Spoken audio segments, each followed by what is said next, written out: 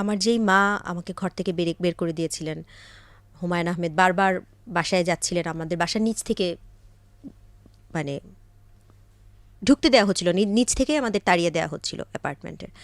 সেই মাই একসময় হুমায়ুন আহমেদের এত কাছের হয়ে গেলেন যে আমার মানে মার কাছে উনি বলতেন কিছু খেতে ইচ্ছে হলে ফোন করে যে আমার এটা খেতে ইচ্ছে হচ্ছে, এটা করে পাঠান। তো আমার মার সাথে একটা খুব সুন্দর একটা সুইট একটা সম্পর্ক হয়েছিল ওনার।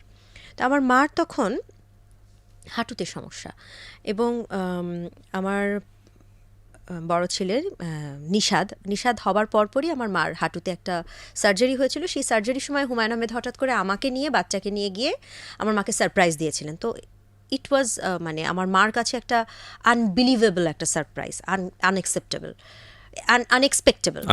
রাইট। তো আমার মা এত খুশি হয়েছিলেন। তো এরপরে হতো কি, আমার মা অসুস্থ হলেই কোনোখানে যাওয়ার আগে আমার মা জানতেন যে হুমায়ুন তো যাবেই। তো 2011-এ সেপ্টেম্বর মাসে 1 তারিখে ছিল ঈদ।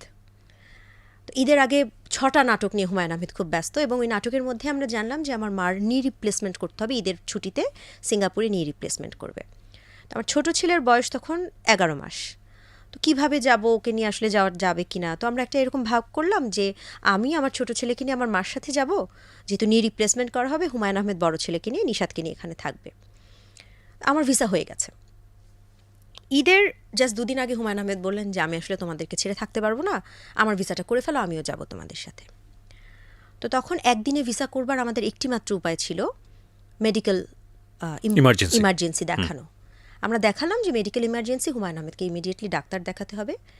আমরা সেভাবে করে মাউন্ট এলিজাবেথ হসপিটালের মাধ্যমে একটা ভিসা নিলাম, এবং একটা অ্যাপয়েন্টমেন্ট করতে হলো, ইমার্জেন্সি অ্যাপয়েন্টমেন্ট। তো ওখানে যাবার পর তো আসলে কোনো ইমার্জেন্সি হয়নি হুমায়ুন আহমেদের, কিন্তু যেহেতু অ্যাপয়েন্টমেন্ট করা হয়েছে আমি ধরে বেঁধে তাকে নিয়ে গেলাম যে সচরাচর তো আসলে ডাক্তার দেখানো, অসুস্থ হওয়া ছাড়া তো আমরা দেখাই না। তো হুমায়ুন আহমেদ ডাক্তার খুব অপছন্দ করতেন, যেতেই চাননি। তো যেহেতু অ্যাপয়েন্টমেন্ট করা ছিল, আমার ছোট পুত্রের বয়স তখন কাটায় 1 বছর, 6 তারিখ সেপ্টেম্বরে তার জন্মদিন। 7 সেপ্টেম্বর আমরা গেলাম হসপিটালে হুমায়ুন আহমেদের অ্যাপয়েন্টমেন্ট। তো ওখানে অ্যাপয়েন্টমেন্টের পর ডাক্তাররা কিছু টেস্ট করালো, সেখানে টিউমার মার্কার বলে একটা টেস্ট আছে, এটা অস্বাভাবিক বেশি আসলো।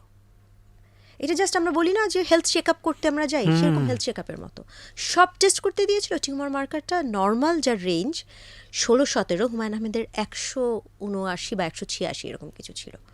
তো ওনারা ওখানে একটা লাল দাগ দিয়ে বললেন যে আমরা আপনার একটা সিটি স্ক্যান করতে চাই। তো হুমায়ুন আহমেদ খুব হেসে দিয়ে বললেন, এই দেখছো পয়সা নামানোর ফন্দি। তারপরে তো সিটি স্ক্যান করা হলো। সিটি স্ক্যানে কিছু মার্ক পাওয়া গেল, যেগুলোকে ধারণা করা হলো সেগুলো টিউমার, এবং সেটা টিউমার কিনা এবং কী অবস্থায় আছে, এবং সেটাও ক্যান্সারাস কিনা, ম্যালিগন্যান্ট কিনা, এটা দেখার জন্য কোলোনোস্কোপি করতে বলা হলো। কোলোনোস্কোপি করলেন। কোলোনোস্কোপির পর তো এটা মানে